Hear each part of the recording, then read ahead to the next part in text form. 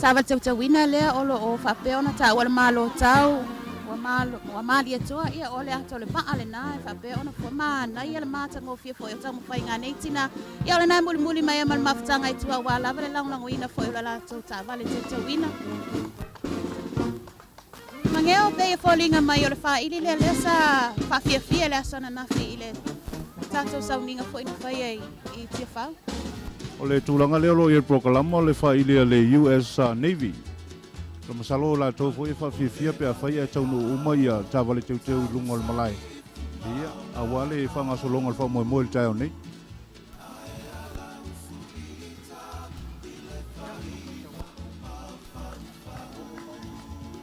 Manei ele foi tāwale teu wina ia te umalama tāwale lea mai o la fio anga le muenga le pope Paulo Leono le a onga leo i la tau ia o le a lo sponsainga ma teu wina le tāwale leo o mai i le te minei lewa mai moa mai e tātou atunu ia la se rua se sila mangeo ma pau i le foi tae au to tele o le lo ia fa so sol ma dia mai tato auto fa mai moina ne foi fa mo tau o fa muina la vol fu o tato malo ia ole tulanga lava le nao ia ina amata mai lava le asana nafi o tumu ia le taulanga ia mai tau fo i tai au nei ia ele ngata i matua ma whanau e whape fo ia malo mai fafo ole fia mai moa lava ole nei fo i whalinga mata ngofie wai fo linga mai o lo whapea o na iaini whailonga tāua fo i mōle nei whaalinga.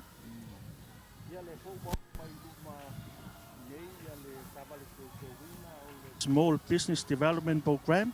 Ia le fo wa tau tanga i mai ai o le tau sala o lo ilunga o le tāwale. Ia o lo te wina fo i siapo ma ia na ulima tina o le atunu. Ia na o tau mai mua mai ai, na o pasiat. O lisi le wa inga leo to e whangu tau nei a tuima pepe o le toe a whaola ina leo tūlanga o tāwale teu. Wao i mātou i o ia wale toe whaia le tūlanga leo tāwale teu. Ia e pei le alava lo whatinuina lava i nei. E pei o le sini au tū o le tāwale teu ale nei. Anga fo i leo le lima tau sanga tuto tasi e pūle lava le whalapotonga i e pei ona mai tauina whale tāwale nei tui langi. Fusi sa fata lea ia na o si le mai o le atana o le afo i o le malie o le ia pe o le ia le sa oso tua sa fata le ua fatino mai ai le la to tavale ne tai au tua mai o lo so mai ai ma le tavale te wina to mai tai mai sale au mua ia le pata o le tulanga le ia o le fo launga a fe sala ono se forma le lua ia le na lo to se luma o le tavale na ia wa o le tuma lo lava le nei tui langi te le lava na pa uli ai a tafula ia le mana i fo i le lato sine au tu fo le lato tavale le nei tai au ia le fa ho i lava o laeo o le tavale na lo tu lai mai nei o tatou luma o tavale na mai lauli primary school Lauli Primary School. Yeah.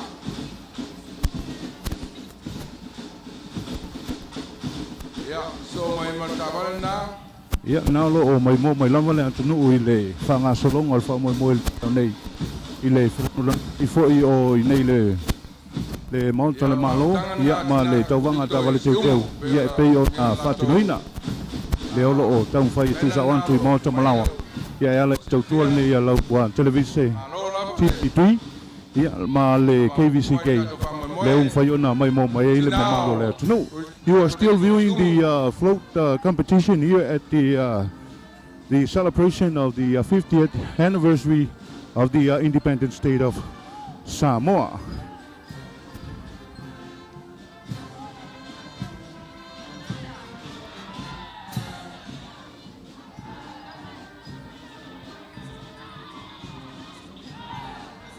Yeah, ole now wait for my neighbor after lava tina kakolito mai kakolito si umu after lava mole alalo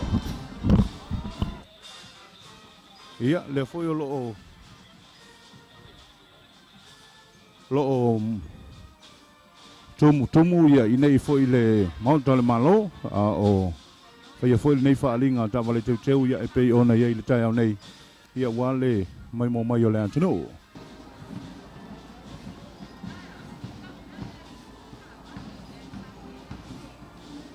Lima sepuluh tausanga le na ia matango fia fo i tau tauina le tavale le na ia ma le na fo i wa talo mai la tau lo lunga le tavale i malo falo ngia fo i pe ona fia tuai le ama malo le malo ia inu mama o tane wale mo mawina fo i o le nei whalinga ia ma le nei tau vanga.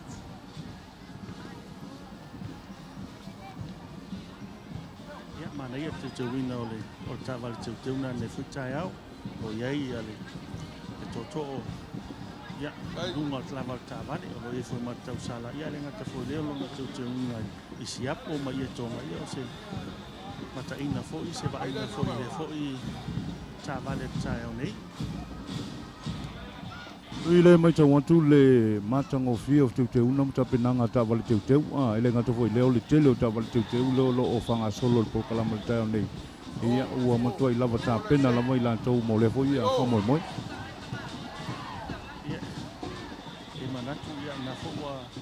Ia ole tavale na le whakasai sanapu oro umatu ena laitau talamai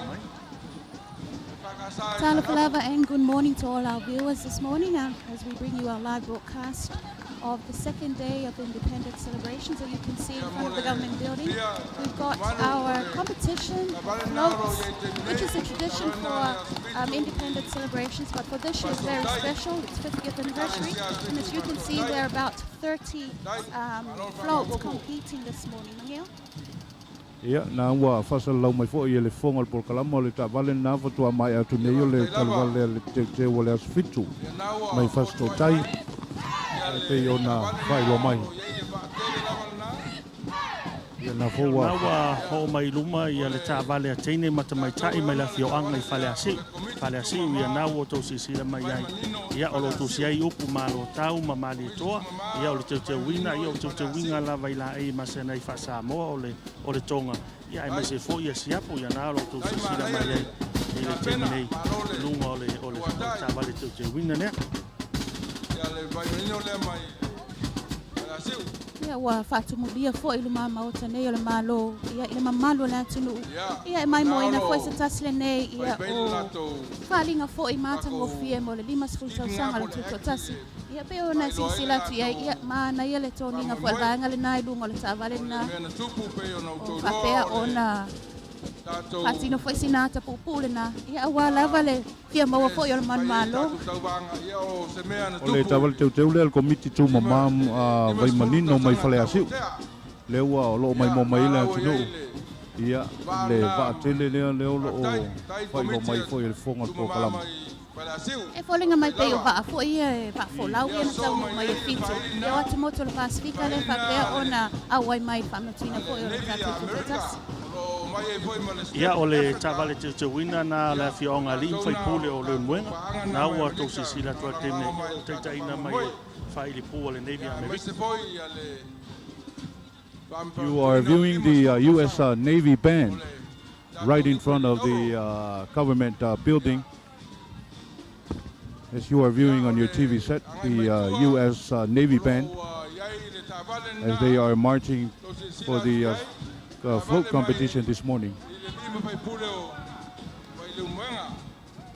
Ia ma o le nā o lo whakatuma pēr tātou tāwale teu ina fōlinga mai o le tāwale lo nā le aso mai ai mai le awhioanga ia o whangaliuta. Le vaenga le nā le Africa Step, mangeo le vaenga le no mai whapitoa lava mai Amerika e whawhiawhia le fua. E mana e fo ia lātou te unga ma tūlanga iei le lātou siva le nā e au na whataitai mai fo i le tātou atunu.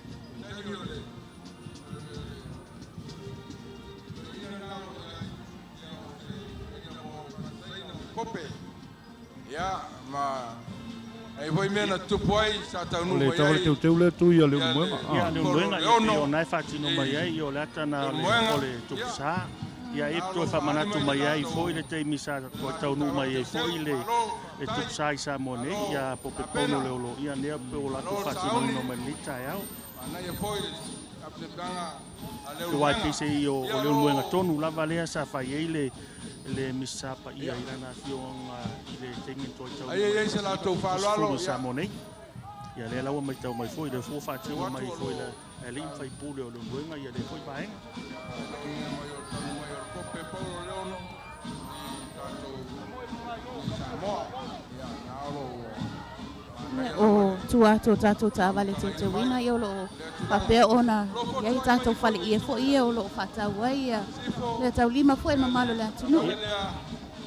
Ia o tua I fo lava o le tāwale lea teu ia le wo mai ai le tāwale teu al mafutanga tina ma tamai tai mai whangali Utah. Ia o le South Pacific program. Ia vaenga fo le lau fai pisnisi lights. E to tele lava ia pisinisi nei tina ma tamai tai nei tina in fo I ato ainga I tulanga I le tau sui ma venga tau lima ia ma wali se leni mo le tau singa fo I le ainga.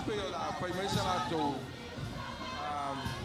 matalanga po le foi pai lo mai ai lato pa moi.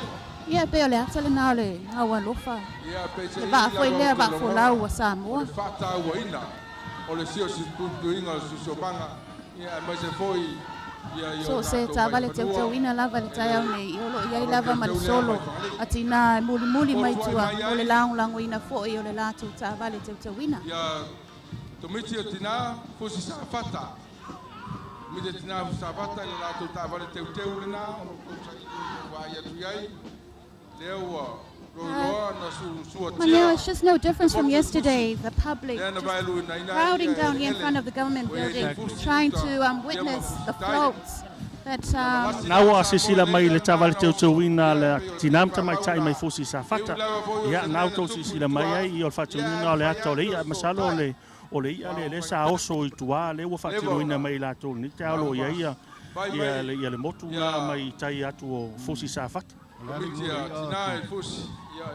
O tarfa sa mole ia vo le pese e lo ke le ropo se atu le posta fola le sa foloina le taba foi le alo ia le ia le wa silsila mai mo malta to atu no ese foi la tamayo tangata ile fainga le na to fa pe longa ma fai no fatina sa to fa pe lunga se tabale ia ma fai foi ma fainga foi le ame se leva vai atu tono le mutu foi le ia se tu lo ia o lo fa pe ona ia se tasi foi o la paenga le o Mataina ma matango fir filano le wai o lo mamauta le palo le malo I apia nei ia o fatinoina ia tulanga o le whangasalonga o tāwale teu ia pe ona mai le atinu ia nei foi tulanga le tai au fatua ia fatumulia lava ia malai nei ia pepe to tele le atinu o mawina ni fa mo malota pena mau tua ia na lava o fai pe lava Tava teu na mai sale mua tina ma mai tai sale mua ia na lo tu sisila mai foi no ia foi teu wina ia fa nga lava ia la sa mo pe na sisila tua ile niu na lo tava ina ia mai se foi o siapo ia mai si vaenga o tua mai o le tavale na ia o na wa nga mai ia foi ia le tavale ale asfitu mai le visa le moa te wina lava I palungi ia mai se fo ia ie na ia lo taina mai le fu al malo to tasi sa moa tua mai o tavana ia na lo ngai mai ele fai le fu ia o le malo Amerika Nga tai tulanga o tāwale teu o tōninga fo ia to saiete mpana po tonga le matango fia o tōninga e olo o lantau whatinoina il tai au nei ia ua foi nei ia tau whainga ma le whamoemoe mo le whamnatuina o le 50 tausanga o le tutotasi o le malo Samoa. Ia o le nā ua taunu mai foi se tasi le nā o whaili ia a le Navy foi a New Zealand whapea ona tawai foi ia tāwale tau ina mo le nei tai au.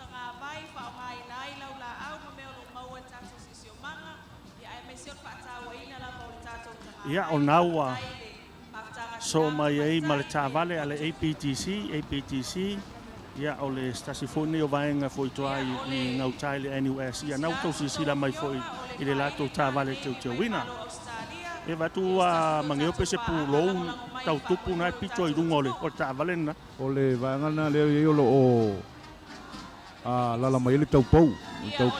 Ia ma le fastepu leo o le ale ato le. O le ale ato le taval teu lea tui. Ia.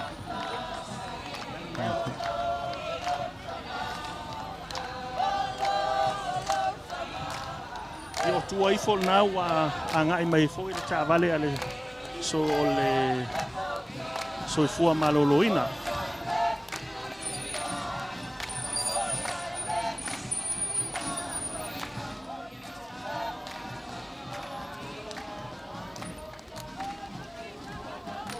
Well, you are still viewing the float competition right in front of the government building here in Apia. It is brought to you a live coverage on TV3 and with joint effort with KVCK. And you are watching this live coverage. We are trying to bring you all the events happening this morning straight from the government building here in Apia. Mangeo, education is important. It seems like that's the theme for that float that just went past. So education is very important. Do you believe that? Yeah, that's right. That's the first priority. You have to be educated first. Mangeo na wo mai le tavale na le nupi fa o le CBS, DBS, ia ni sina o company te tonu o lo fa pe na lango ina fo ile tavale mata ngo file na ia o falling mai o le fale. Ia. Ma esa fo ia le ata mai o tangata le fawina fo o tavale te wina le nei po o fea tonu le afio anga o ngale e tavale na go mai le wo fai lo mai o le e kare se ke siano mai samatau le wo fai lo mai le fonga po kalama o tua I fo ta vale ia o le ta vale a sinama ta mai tai ia mai malie ia na lo to sisila mai e el fale o na lo ia Peita mai tai fo mai ia nai to nga.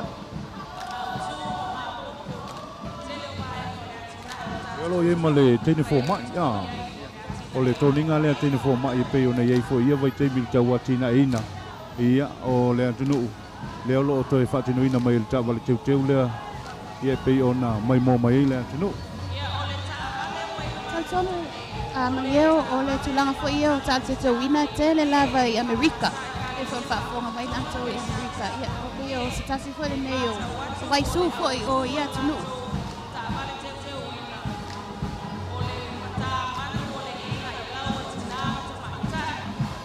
ta vale na le SDA vai yusu mita I lo saulo tonga ia pe o le sini le na o le lato ta vale pe ona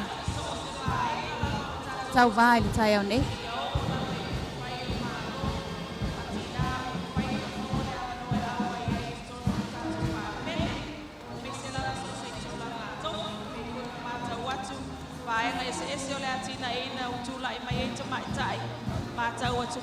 float. Ole taavale wanga I mai mama tanei ole taavale ale pitanu to pai mai le wa. Ya nawa mai mo mai fota to tunu le wa wo mai luma ia le taavale ia mai to pai mai le wa stasi fo io pitanu ale va ole wa ia le wa to sisi le mai ia pe o lo fatino ina mai ai ia le timing na sisi fo ina ile tanga vai o tato malo tas na o to sisi le mai ai ile te wina fo yo sana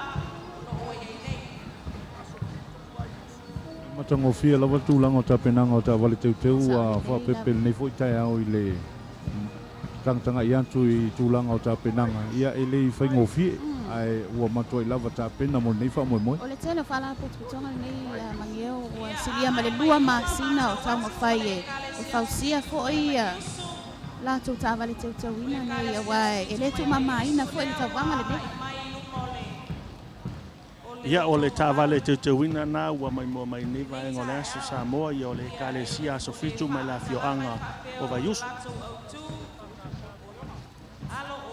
mana ia te wina o le na fo I tavale o le ata le na o le ama malu le malo o lo o fa pe ona lunga o le tavale le na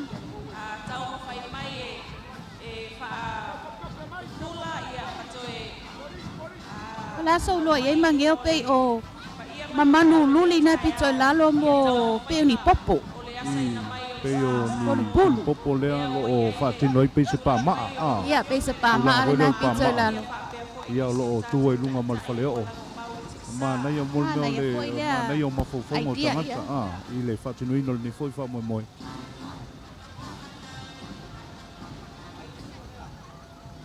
Ia le mai mo mai Amerika Samoa lo e mai mo mai whasalonga tusa o le TV tolu. KVCK. Ia leo lo omwhai ona e mai mo mai tauwanga tawale teu teu. I nei tai au i luma mauto le malo. Tawale teu teu wina. O le autala vou e whakasa mai whangalitai. Ia o le tawale teu teu. Autala vou e Mua foi ni vai ngo tau ia o le e whakasa mai whangalitai. Whangalitai. Ia e whamanatu mai le tawale le ia o le wholaunga o Samoa mai atu lumau tau whainga mai lona malo atia. Ia nau tau vai mai o ata ia o whasuia inga lava nā o le tūlanga o roa iei nei se vai inga tonu o le taulanga o Samoa i tene. Nā mata mai lava i whale o, ia e leo vai mai o whale te tele nau a iei. There's a theme right down the bottom. It says the impact of technology on the development of Samoa's economy.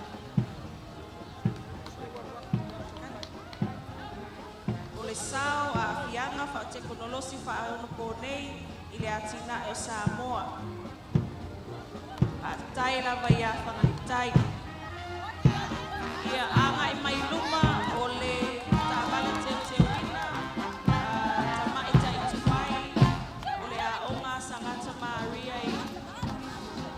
A Sangata Maria ko le St. Mary's Old Girls Association. Ia te le tawale teu teu. Ia o nau a mai mo mai tato atunu ia le tawale teu teu ina na ia tamai tai tuai o le o Sangata Maria e vai moso. Ia nau a tau sisira mai ia o lo latu whamanatu mai ai. Ia o le wati, o le ato o le wati tele lava le ia pia. Nau a tau mai mo mai ai. Ma na ia fo i le whainga o le wati le nei. Mangeo ia fōlinga mai lava o le miniature model a le wati leo lo lumo le. Taulanga nei. O lato au tū leo le taimi. It's time.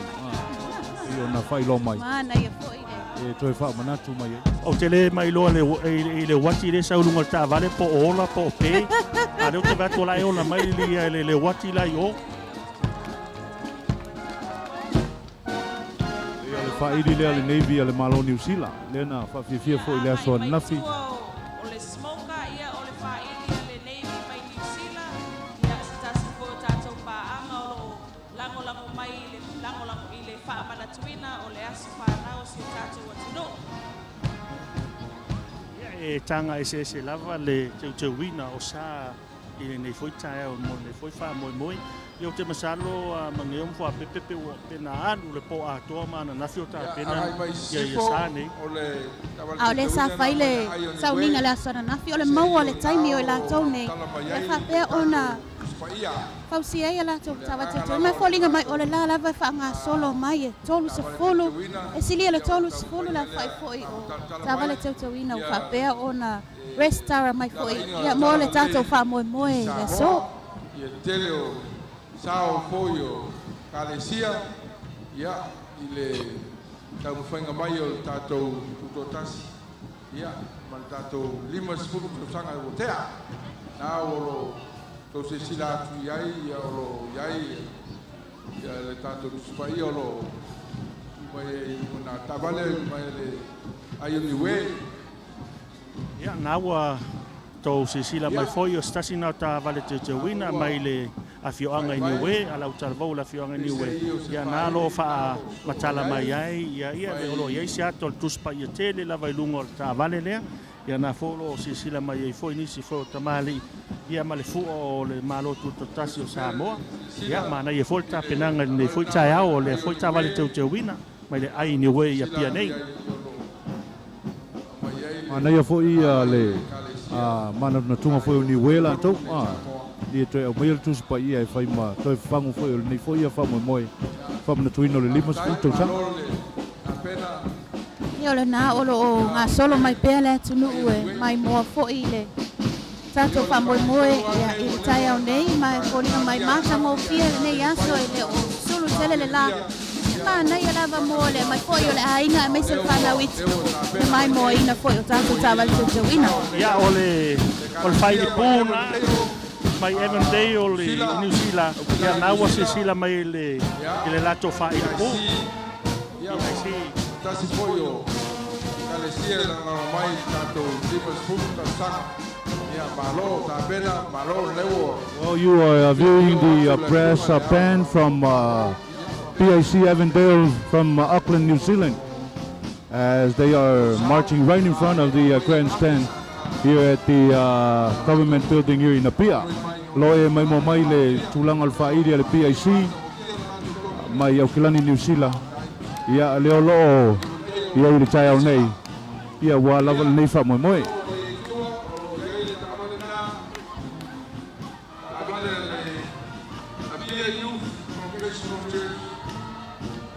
Ia o le sana fo ia le au talavou ale e whakasa ia pia ia nā ua tō sisila mai ia o whamana tu mai ai ia le lady Samoa o le ala mai atu o leo walonga wha ia al temne o luna tolu leo o ia lady Samoa no winga ia sisi waa fo ia lady Samoa tau sa uni mai nā ua whaatiroina le whiaonga i a pia Folinga mai o lewa whai ar vaenga nei le Lady Samoa whai le i o iai se fufuanga le malo tui langi. Ele to pole malo wa le we Lady Samoa fa. Ale mai fo le pel fatino ino o tavale le pe o tua mai o lo iai le pe se pao fo le lo fa mana mai na ia la fo ia so sa fe o ia tunu wa le ba to le la le ia o luma ia la o iai va fa un po nei pe na mulma wina. Ia le la iai ma Lady Samoa fa.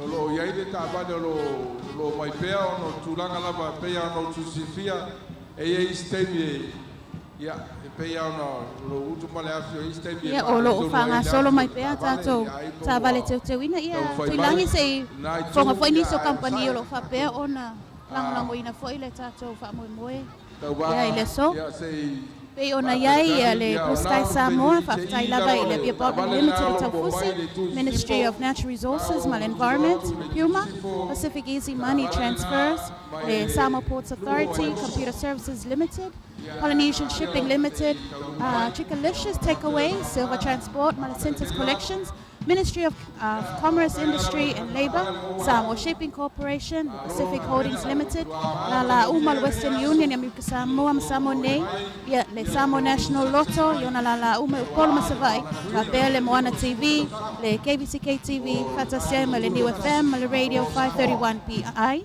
Faftai Lava, Mo le Lang Lango Ina Foi, ia o le tato pasana longa tu sao pe tu ina tu rumal o le fale foi o le malo ia pianei.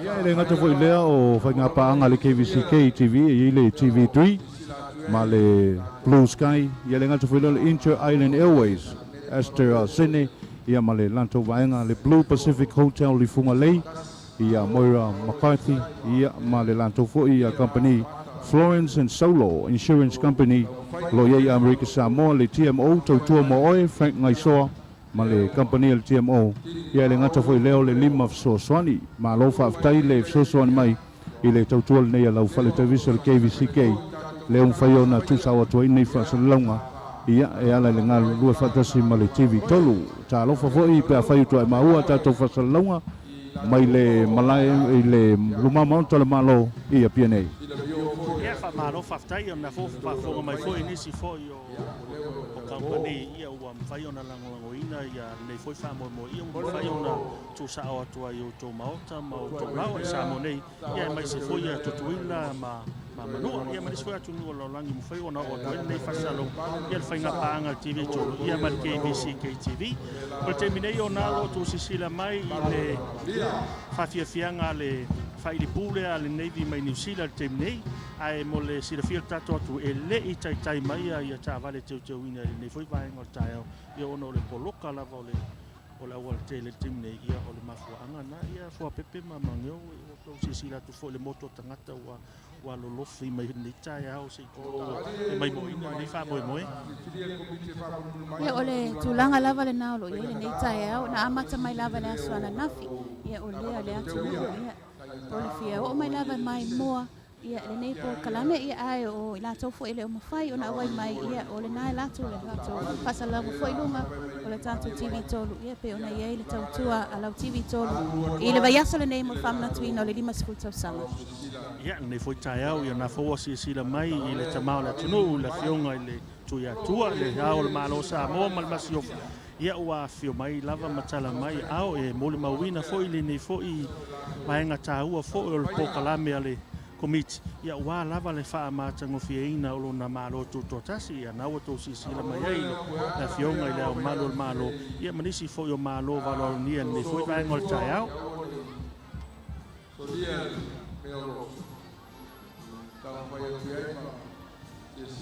Ia le mamalo le atunuu ia ua whapea ona whatasi mai le nei taeao ia o le tūlanga pe ona ia le tātou Paul Kalame tuilangi le taeao nei ia o lea e taunu umai loa ia tātou taavale umalava o lo whapea ona taavale taeao e iai nisi o whalapaputonga i lua lo whapea ona awai mai ai le tauvā i le so.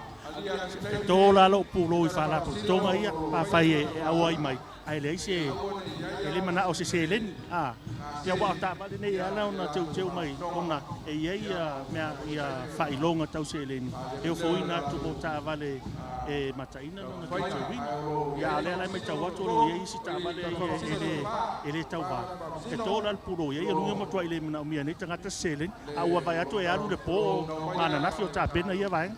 O le tūlanga pe ona iei le tauwanga le nei tuilangi e mo ia le tau wā e tofu lava le tāvale lo awai mai ma le se leni o consolation prizes foi le for participation tau ane awai mai. Tarona lava stemi teu sau tāvale ali tuina bo e so se leni di taeao. Ana mai tau dia ana toiloina le tūlanga lea mangeu kua pepe o te loinga ua tatau na teu mai le ia le susuki a lave sa ua wai tonu lava wai lista le kupe mo ai mo ala e malo i tau vanga tāvale teu laiti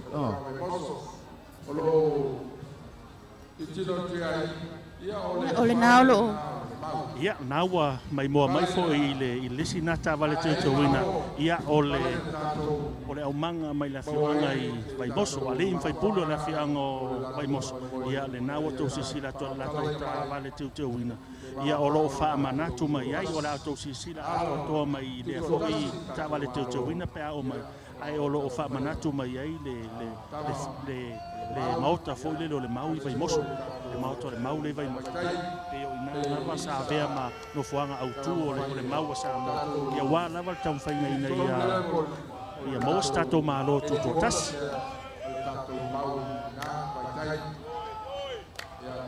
ia ole na ua whanga solo mai le tāwale teuwina le nā le awhio anga vai mosa mai whaalongo atu tuilangi mamangeo ole nā pe o lo usuina mai le pese o le mau ia e pei ona masaliai ia ma le whale le nā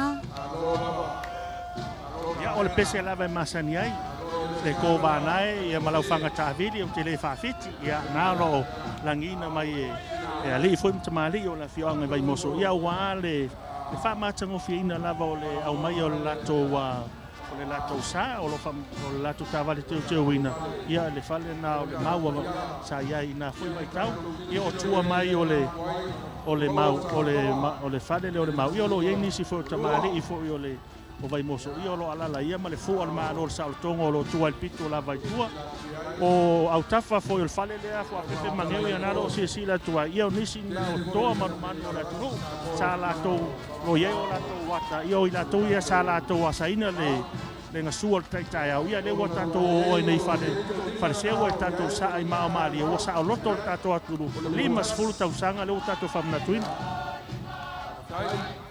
Ia o le nā pei fo i ona e whaafonga mai fo i sa saunoanga tuilangi ia o i lava na amatai ia le tuilanga fo i pe ona iai le whauina mainga o le saolotonga o le malo tuto tasi Samoa ia pe ona e silsila mai ia o le nā fo i o lo whatasasi mai ia tamali fo i mawhaila aunga o le awhioanga ia wā lava le langulanguina o le lātou tāwale teu wina mai au ngā fo i atu ai ngā whaalinga nei tuilangi mangeo e le ngata fo i mō le stisi ngā fua hapea fo i ona mai mo i e whanau la iti ia wā fo i kia talaanga fo'i se tātou atunu ia tu sai fo'i male amatanga mai ngā fo'i o saulotonga ia po le sailinga o saulotonga na malo tu tasi Samoa le ngata i le tūlanga o tāwale teu olo avea nei wha moe whai maua o ngai whanau la tau te ao ina mai ei ia le tau atina ina mai o saulotonga le malo ia i peilao na whai loe le tai au nei ia le awhioanga o vai moso ia ma le mau fo'i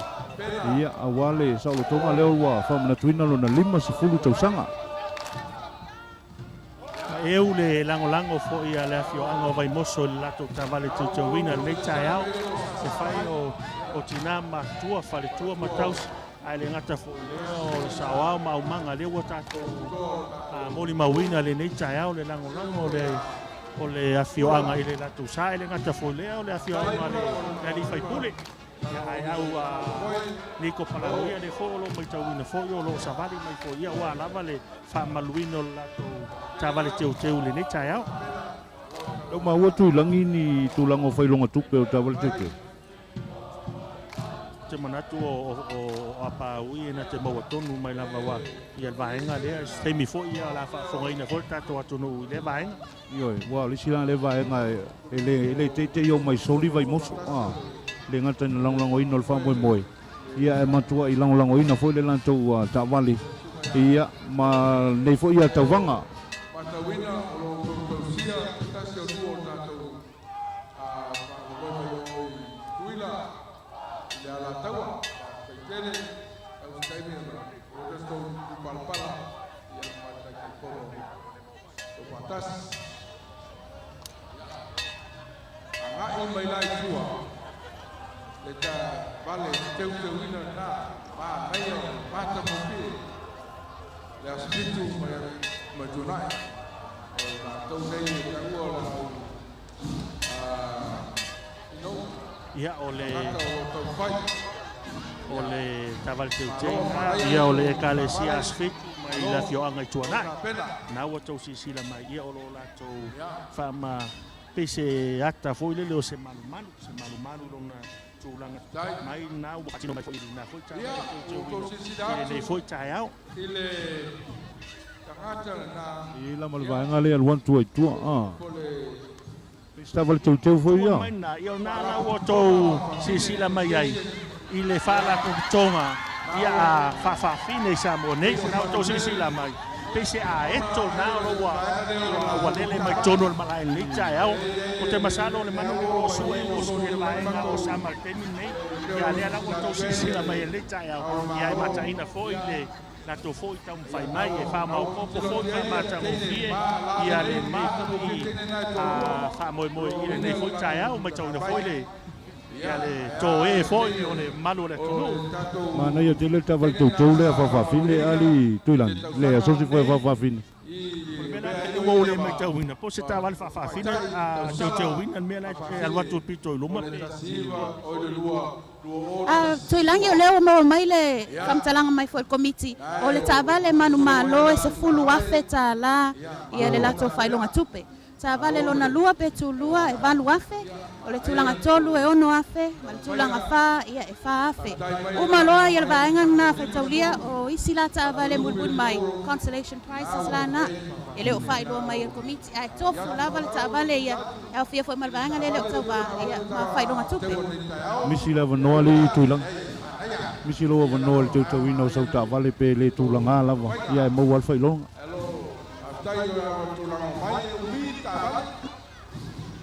O le sosaiete lava le a whawhawhine leo lo whanga solo. le ala o tau mai mo mai o le tavale na whawhawhine le tai au le whawhawhine o lo whai manatu mai ai le ata o le ripine ma le teo wila i lanu mumu ia o lo o tau mawhai manatu ma le tato atunu tausi lau paanga tas ina le maua le nei whaamai ia folinga mai tuilangi mamangeo o tautunga i tavale o tua mana ia tele foi tavale ia folinga mai foata tope lava na po ia ole mo se le ni mo tu mo le falinga le Ia e maua ni se pe tonu le sau fai atu sa tatau na te o mai sina tatou ta vale e saua i ai mau tatou tupe e fai tatou pa tipe mai alfa ma ku no fua Sa ole leia, o le folinga mai, ia ole mai mole atunu, ia ole fai ngaluenga lava la fai ngaluenga. Ia wa lava le wina atu foi o tatou wata. Ia mole malu foi o le atunu.